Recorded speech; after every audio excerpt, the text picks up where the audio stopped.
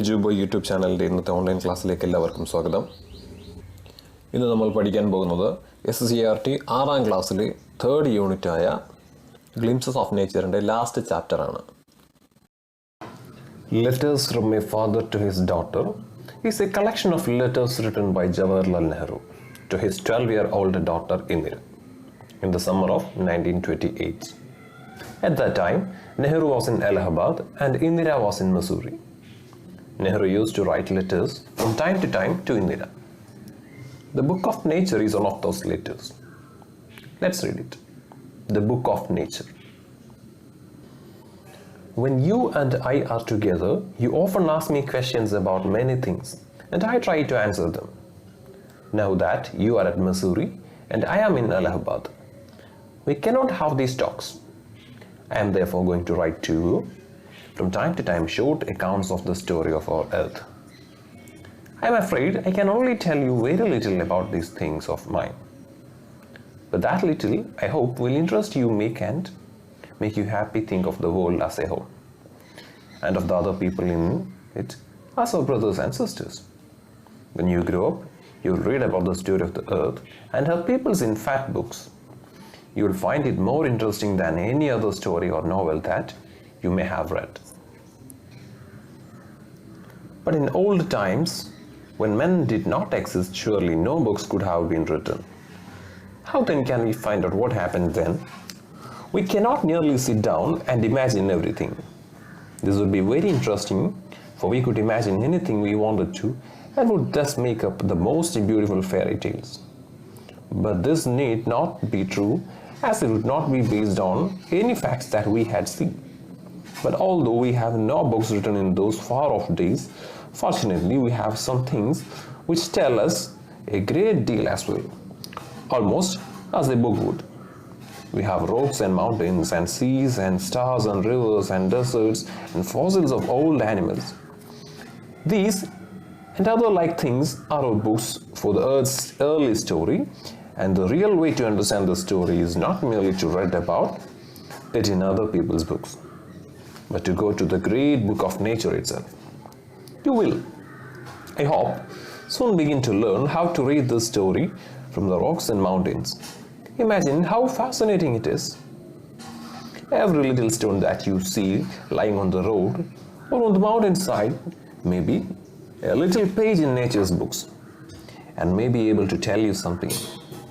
If you only knew how to read it, to be able to read any language, Hindi or Urdu or English, you have to learn its alphabet. So that you must learn the alphabet of nature before you can read her story in her books of stone and rock. Even now perhaps you know a little how to read this. If you see a little round shiny pebble, does it not tell you something? How did it get round and smooth and shiny without any corners or rough edges? If you break a big rock into small bits, each bit is rough and has corners and rough edges. It is not at all like a round smooth pebble. How then did the pebble become so round and smooth and shiny? It will tell you its story if you have good eyes to see and ears to hear it. It tells you that once upon a time, it may be a long ago, it was a bit of rock, just like the bit you may break down from a big rock or stone with plenty of edges and corners. Probably it rested on some mountainside. Then came the rain and washed it down to the little valley where it found a mountain stream, which pushed it on and on till it reached a little river. And then the little river took it to the big river, and all the while it rolled at the bottom of the river and its edges were worn away. Thus the rough surface was made smooth and shiny.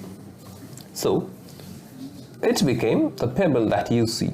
Somehow the river left it behind and you found it.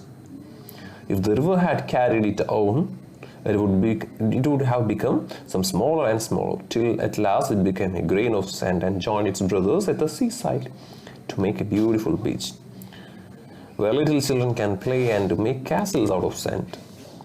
If a little pebble can tell you so much, how much more could we learn from all the rocks and mountains and the many other things we see around us. Book of Nature, പ്രകൃതിയുടെ ഗ്രന്ഥം. നമ്മൾ ഒരുമിച്ചിരിക്കുമ്പോൾ നീ പലപ്പോഴും എന്നോട് പല സംഗതികളെ പറ്റിയും ചോദിക്കാറുണ്ടല്ലോ. ഞാൻ അവയ്ക്ക് മറുപടി പറയാൻ ശ്രമിക്കാറും ചെയ്തിട്ടുണ്ട്. ഇപ്പോൾ നീ മസൂറിയിലും ഞാൻ അലഹബാദിലും ആയതുകൊണ്ട് നമുക്ക് അങ്ങനെയുള്ള സംഭാഷണത്തിന് സൗകര്യമില്ല. അതുകൊണ്ട് തന്നെ ഈ ഭൂമിയുടെയും അതിൻ്റെ വിഭാഗങ്ങളായ ചെറുതും വലുതുമായ അനേകം രാജ്യങ്ങളുടെയും ചരിത്രം ചെറിയ ഉപന്യാസങ്ങളായി നിനക്ക് എഴുതി അയക്കാമെന്ന് വിചാരിക്കുന്നു.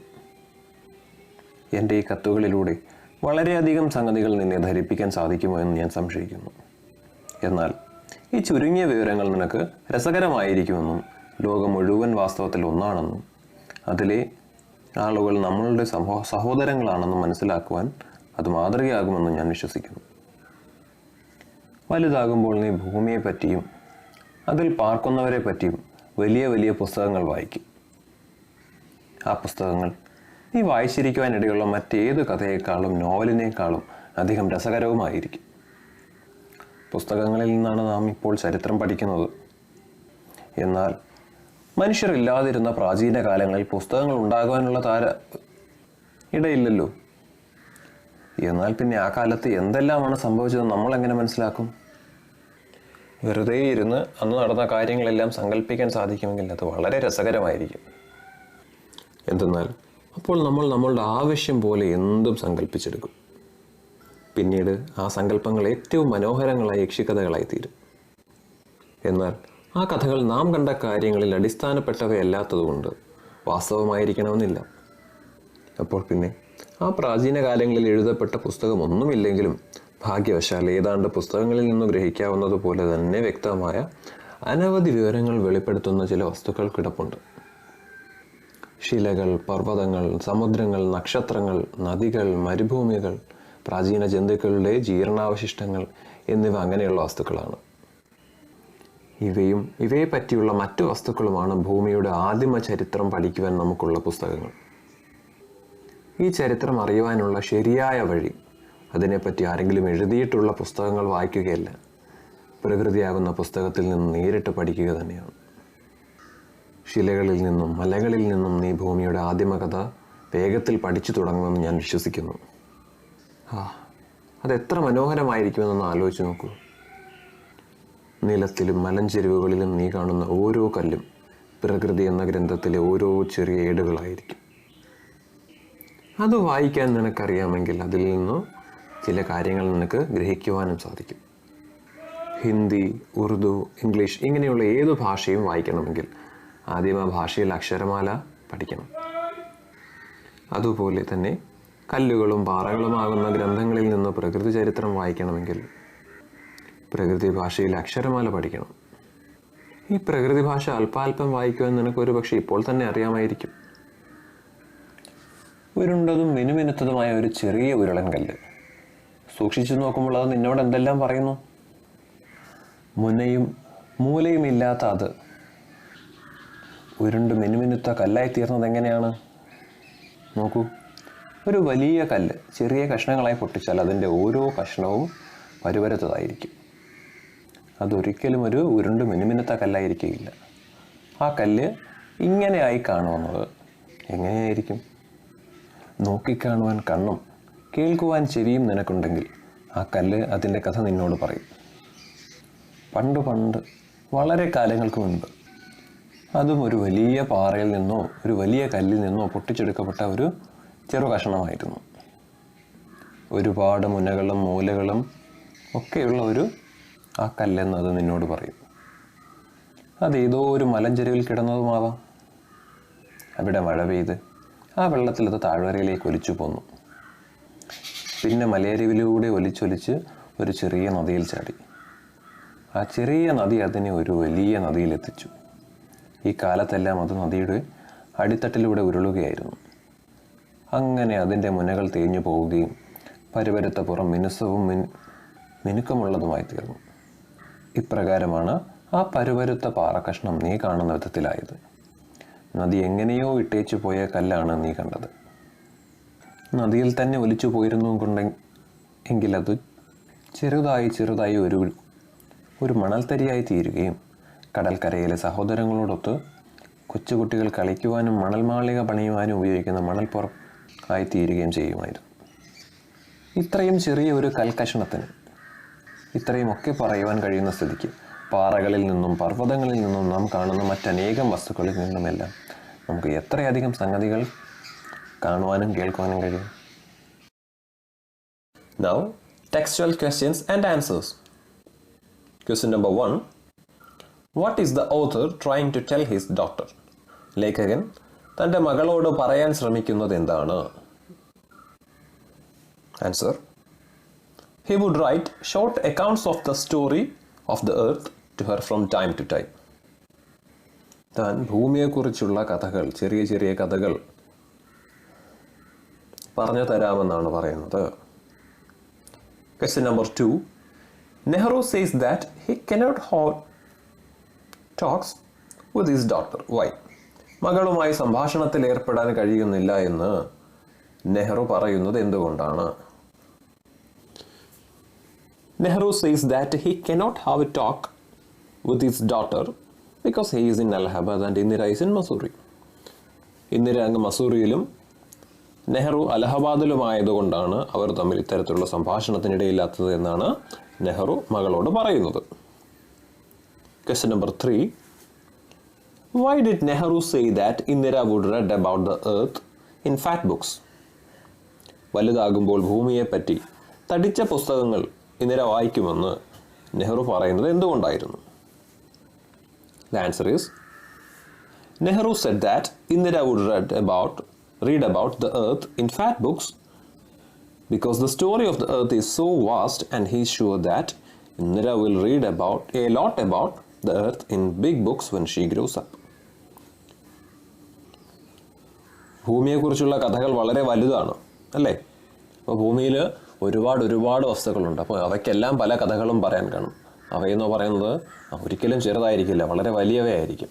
അതുകൊണ്ട് തന്നെയാണ് നെഹ്റു ഇന്ദിരയോട് പറഞ്ഞത് ഇന്ദിര വലുതാകുമ്പോൾ വലിയ പുസ്തകങ്ങളിൽ നിന്നായിരിക്കും ഭൂമിയെക്കുറിച്ചുള്ള കഥകൾ വായിച്ചറിയുക എന്ന്. Question number 4. What does Nehru mean by reading the book of nature? പ്രകൃതിയുടെ ഗ്രന്ഥത്തിൽ നിന്ന് വായിക്കുക എന്ന് നെഹ്റു പറയുന്നതിൻ്റെ അർത്ഥം എന്ത്? By reading the book of nature, the answer. By reading the book of nature, Nehru means observing nature and learning valuable things from it. അപ്പോൾ പ്രകൃതിയുടെ ഗ്രന്ഥത്തിൽ നിന്ന് പഠിക്കുക എന്നതുകൊണ്ട് നെഹ്റു ഉദ്ദേശിക്കുന്നത് എന്താണ്?